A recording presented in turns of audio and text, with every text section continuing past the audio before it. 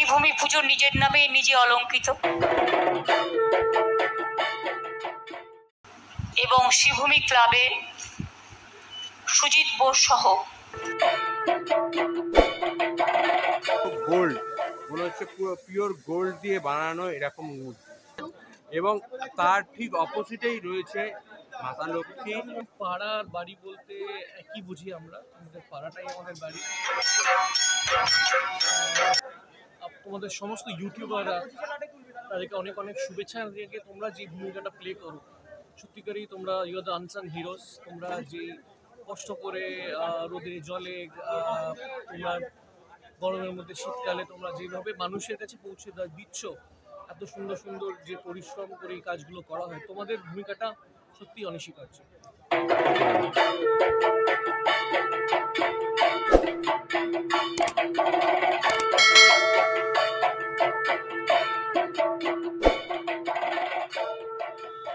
Hello friends, welcome to my channel. আমি অভিষেক আর তোমরা দেখছো এবং অভি।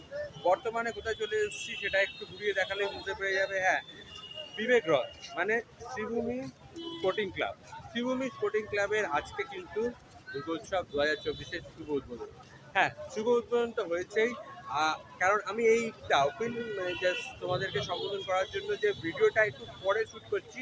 উদ্বোধনের অনুষ্ঠানটা যখন এসেছিলাম তখন মাননীয় মুখ্যমন্ত্রী মানে এবছর শ্রীভূমি মানে প্রতি বছরের মতো কোনো বছর ভার্চুয়াল, কোনো বছর বেশিরভাগটাই এসে করে মুখ্যমন্ত্রী শ্রী মমতা বন্দ্যোপাধ্যায় কিন্তু উদ্বোধন করে গেছেন।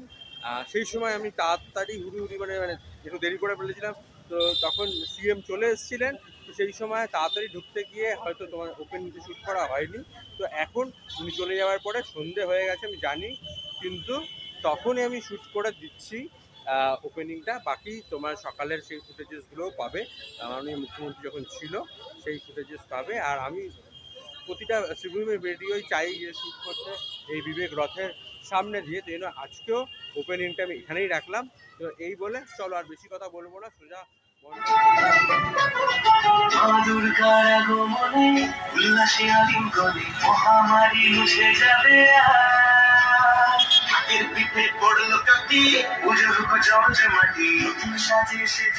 তোমরা দেখতেই পাচ্ছ এখন আমরা রয়েছি পুরো তিরুপতি জি তার সামনে মণ্ডপের ঠিক একদম ঢোকার সম্মুখে একটা লাইভ মডেল রয়েছে, যেটা একদম তিরুপতি ভগবান তিরুপতির মূর্তিতে রয়েছেন যিনি, তার ঠিক অপোজিটেই রয়েছে মাতা লক্ষ্মী। একদম সেই স্টাইলে একসাথে লক্ষ্মী নারায়ণ একসাথেই তোমরা দেখতে পাচ্ছ যে লক্ষ্মী নারায়ণ কিন্তু একসাথেই রয়েছে। নারায়ণের সামনে লক্ষ্মী মানে তিরুপতি বালাজির একদম দেখতেই পাচ্ছ। আর সেইখান থেকেই প্রবেশ হচ্ছে শ্রীভূমির প্রাণ পুরুষ।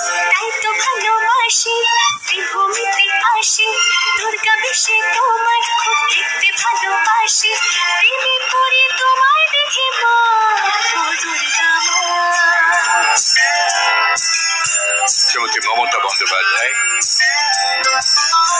এই মুহূর্তে তিনি মঞ্চে আরোহণ করছেন, তাকে আমরা উদ্বোধন।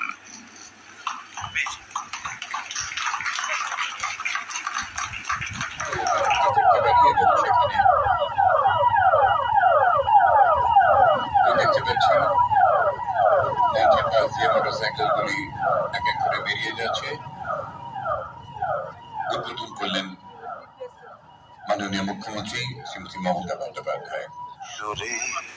যেমনি নয়ন মেলি যেন মাতার স্তম্ভ সুধাহীন নবীন জীবন। ধন্যবাদ। সঞ্চালক সতীনাথ দা এবং শ্রীভূমি ক্লাবের সুজিত বোস সহ আমার সকল বয়োজ্যেষ্ঠ প্রবীণ নবীন সকল ভাই বোনেরা, উৎসব প্রেমী, পুজো প্রেমী, সারা দেশের সর্বধর্ম সর্বসম্প্রদায় সর্ববর্ণ সকল মানুষেরা, আমার প্রিয় মা বোনেরা, আমার সাথে এত অতিথি আছেন এখানে। প্রথম নামটা নচিকেতাকেই বলতে হয়। আমি পুজো মণ্ডপ উদ্বোধন করি না, কারণ আগামীকাল থেকে মাতৃপক্ষ শুরু হবে। মহালয়ের পরে সে কাজটা আমি করি। শ্রীভূমি শ্রীভূমি পুজো নিজের নামেই নিজে অলঙ্কৃত, নিজের নামেই নিজস্বিত, নিজের নামেই পল্লবিত, নিজ নামেই সুরভিত।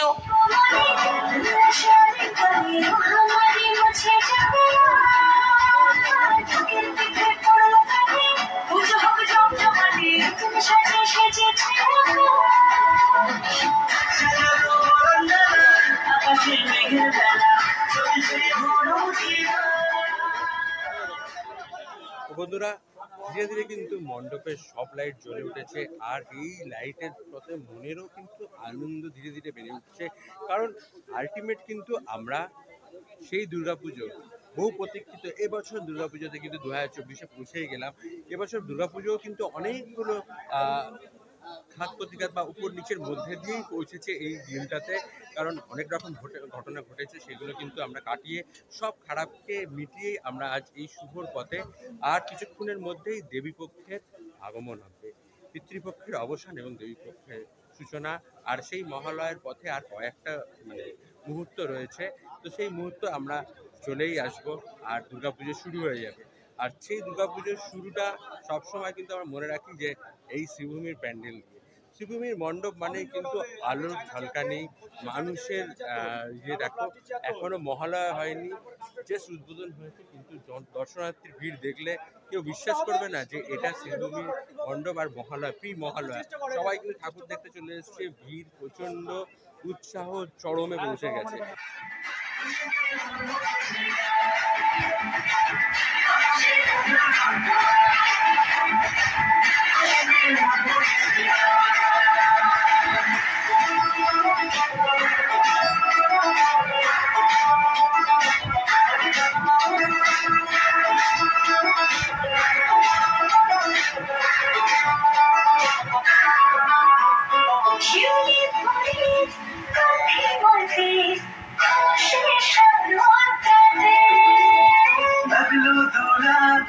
আকাশের বুনে দিনের শরৎ টানে,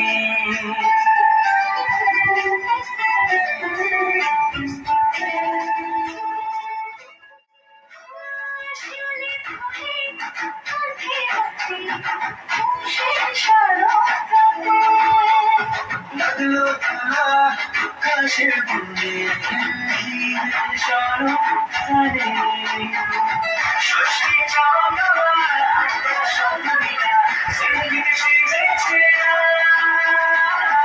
অষ্টমী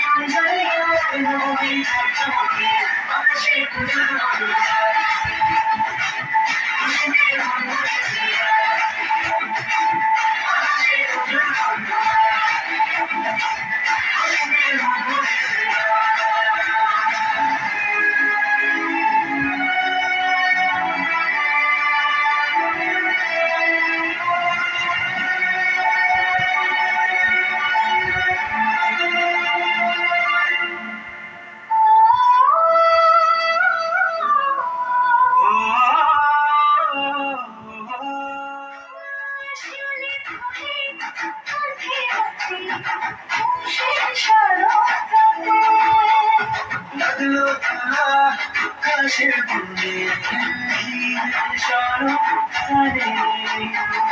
ষষ্ঠী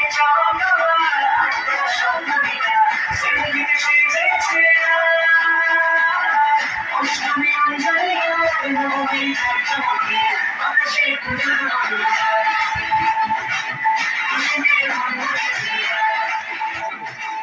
বর্তমানে রয়েছে আমার সামনে আমাদের প্রিয় আমন্দা, আমরা বলি তো।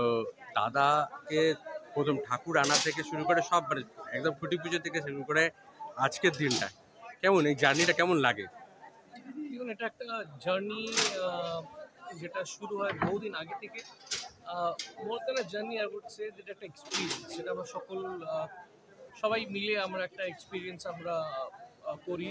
রাইট ফ্রম দ্য ডে যেদিনকে আমরা এইটা নিয়ে ভাবনা চিন্তা শুরু করি, শুধু ঠাকুর আনা বা খুঁটি পুজো না, তার আগের থেকে অনেক পরিকল্পনা শুরু হয় এবং আমরা সমস্ত ক্লাব মেম্বাররা একসাথে করি এবং মাননীয় মন্ত্রী সুজিত বসু তার নেতৃত্বে আমরা সবাই মিলে এই এক্সপিরিয়েন্সটা, এই জার্নিটাকে আমরা একসাথে উপভোগ করি। আর শ্রীভূমি পুজো মানে কি সেই বাড়ির পুজোর মতন মনে হয় তো? মানে যেহেতু দাদা রয়েছে আমাদের, তো তার সাথে তুমি সবসময় রয়েছো আর পুজোর মধ্যেই থাকা বলতে গেলে। আমরা দেখেছি তোমাকে পুরো একদম প্রদীপ পালের স্টুডিও থেকে মানে যখন আসো এখান পর্যন্ত, মানে একদম সেই পাড়া সেই ছোট ছেলেটার মতন মানে আনন্দ করতে করতে ঠাকুর নিয়ে আসা, সেই ব্যাপারগুলো কি একদম সারা বছরই মনের মধ্যে চলে? পাড়ার বাড়ি বলতে একই বুঝি আমরা, আমাদের পাড়াটাই আমাদের বাড়ি। এবং এই পাড়াতে আমরা সবাই ছোটোবেলা থেকেই দুর্গাপুজোর সাথে যুক্ত। ছোটোবেলায় আমার মনে আছে আমরা যখন ছোটো ছিলাম তখন আমরা ভলেন্টিয়ারিং করতাম। আস্তে আস্তে পুজোর সাথে বিভিন্নভাবে যুক্ত হতে শুরু করেছি। এবং এই পুজোটা আজকে এই জায়গায় যেখানে পৌঁছেছে তার পেছনে সুজিত বসু তার যেই ভূমিকা, তিনি সবসময় চেষ্টা করেন যে সমস্ত কিছুটাকে ডিটেলিংয়ে করা। এবং তার সাথে একটা বড় টিম, আমরা তাদেরই সদস্য। এই টিমের অনেকে মিলে কাজ করে, শুধু আমি বলে না, বা অনেকে আছে, মানে যারা অনেকে আছে যারা একসাথে একটা টিমের মতো, একটা ফ্যামিলির মতো আমরা কাজ করি। এবং তাই বলেই শ্রীভূমি আজকে এই জায়গায় পৌঁছতে পেরেছি। তো কেমন লাগছে এই পুরো মণ্ডপের সামনে দাঁড়িয়ে? মানে জাস্ট বিগত কয়েকটা বছর ধরে শ্রীভূমি একটা অন্য জায়গায়, মানে পুজো মানে শ্রীভূমি এরকম একটা জায়গায় চলে এসেছে। তো সেই জায়গাটাতে আজকে বালাজি টেম্পল কমপ্লিট। তো বালাজি টেম্পল কি দেখা হয়েছে গিয়ে ওখানে? না, আমার সেই তিরুপতি? সৌভাগ্য এখনো হয়নি বালাজি টেম্পলে গিয়ে, বালাজি মন্দিরে গিয়ে দর্শন করার পর আশা করব খুব শীঘ্রই আমরা গিয়ে বালাজি মন্দিরটা দর্শন করব। কিন্তু এটা চেষ্টা করি আমরা যতটা নিখুঁতভাবে এটাকে করা যায়। আমাদের যে প্যান্ডেল করেন রোমিও হাজরা এবং তার ভাই সন্দীপ হাজরা, তারা খুব নিখুঁতভাবে, খুব যত্ন সহকারে তারা প্যান্ডেলটাকে করেন।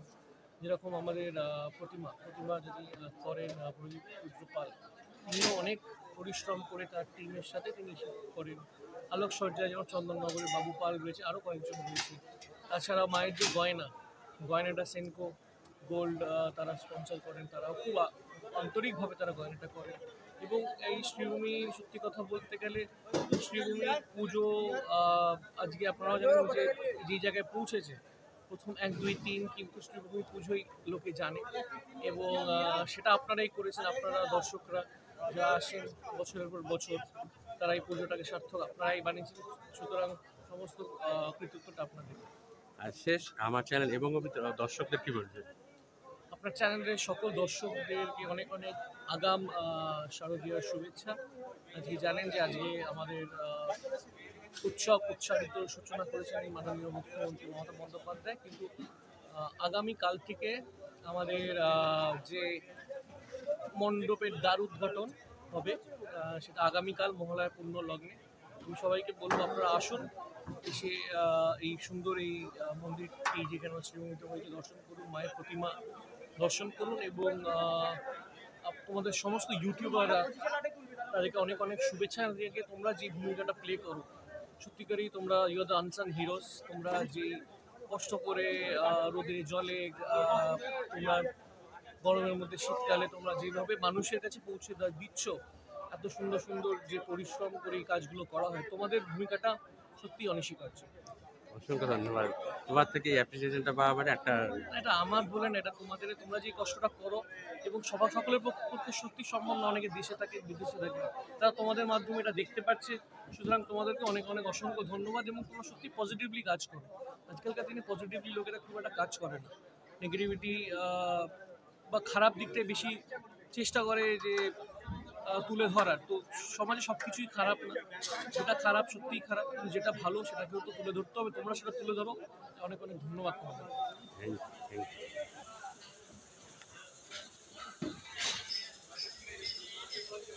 দেখতেই পাচ্ছ অসাধারণ লাগছে এই সোনালি আলোয় পুরো ভরে ওঠা এই মন্দির। ভাবা যাচ্ছে না, শেষ মুহূর্তের কিছু কাজ বাকি আছে, বাকি একদম মণ্ডপ কমপ্লিট। দেখতেই পাচ্ছ এই যে মণ্ডপ, এই মণ্ডপে অপূর্ব লাগছে দেখতে। যেমন বাইরে একটা সাদা রূপালী আভা বিচ্ছুরিত হচ্ছে, আর এখানে ভেতরে দেখতে পাচ্ছ সোনালি আভা। মানে বাইরেটা যেমন সিলভার টাচে রয়েছে, ভেতরটা তেমনই গোল্ডেন টাচে রয়েছে। অসাধারণ দেখতে লাগছে, ভাবাই যাচ্ছে না এরকম একটা মন্দির। আমরা অনেক রকম মন্দির দেখেছি, কিন্তু এই রকম মন্দির মানে দেখতেই পাচ্ছ প্রতিটা মূর্তি যেন মনে হচ্ছে স্বর্ণালী ভাব, মনে হচ্ছে সোনা। এই দেখো দেখতেই পাচ্ছ যেন সোনা ঝরে পড়ছে, চকচক একদম পুরো সোনালি আভা। দেখতেই পাচ্ছ পুরো গোল্ড, মনে হচ্ছে পুরো পিওর গোল্ড দিয়ে বানানো এরকম মূর্তি। দেখতেই পাচ্ছ এই গোল্ডেন টাচটা, পুরো পিওর গোল্ড লাগছে।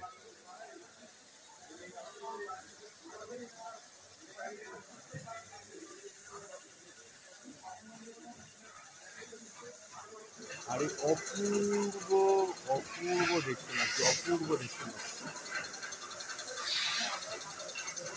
অসাধারণ এই সোনালি আভা। বাইরে যেমন একটা সাদা রূপালি আভা মানে তো দেখতেই পারলেই অসাধারণ মণ্ডপ তোমাদেরকে দেখালাম। আর এই ভেতর থেকেই ব্লগটা আজকে শেষ করছি। আবার দেখা হচ্ছে আমার নেক্সট ব্লগে। তখন পর্যন্ত টাটা।